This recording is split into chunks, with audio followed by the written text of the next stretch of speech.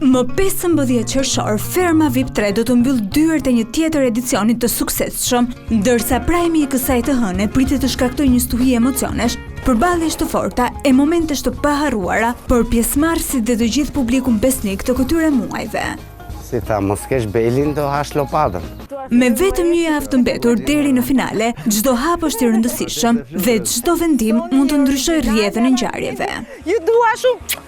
Në këto ditë të fundit, sytë janë drejtuar tek rivaliteti i fortë i secilit fermer, teksa disa nga ata kanë krijuar lidhje të forta miqësore, të tjerë po luftojnë për të ruajtur pozitat e tyre brenda fermës. Është pikërisht përballja e Romirit me Mozën për të siguruar një vend në finale, e për këtë vendimi i takon sigurisht publikut.